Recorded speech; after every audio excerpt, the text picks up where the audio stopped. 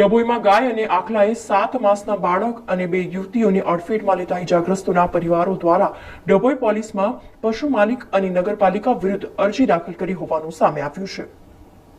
ડભોઈ મુસ્લિમ કડિયા સમાજ દ્વારા સમૂહ 11મી શરીફની નિયાઝ પ્રસાદીનો કાર્યક્રમ રાત્રિના સમયે કચેરી રોડ શણગારવાડી પાસે રાખવામાં આવ્યો હતો।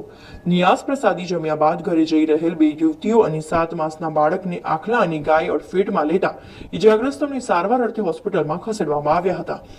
આ બનાવ અંગે ડભોઈ પોલીસમાં નગરપાલિકા વહીવટ તેમજ સ્ટોર માલિક વિરુદ્ધ ફરિયાદ અરજી કરવામાં આવી હોવાનું જાણવા મળ્યું છે। ડભોઈમાં વધતા જતા રખડતા પશુ ઢોર રાહદારીઓ અને વાહન ચાલકોને પણ નડી રહ્યા છે। અગાઉ પણ ડભોઈ નગરપાલિકા ખાતે નગરની પ્રજાજનોએ મૌખિક રજૂઆતો કરી છે, છતાં પણ આજ દિન સુધી આ સમસ્યાનો નિકાલ આવ્યો નથી।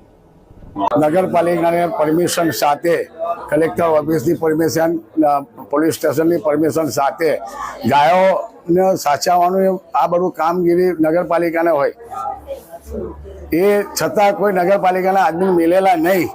એના કારણે એક હાદસો બન્યો છે।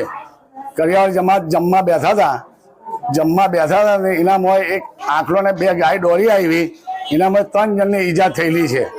કરિયાવર જમાતમાં એક નાના બચ્ચો છે, નાના બચ્ચા છે, બે છોકરી છે, એમને ફ્રેક્ચર છે પગ में, છોકરાને માથામાં વાગેલું છે, એક છોકરીને છાતીમાં વાગેલું છે। નગરપાલિકાની આ નિષ્કાળજીથી આ બનાવ બનેલો છે।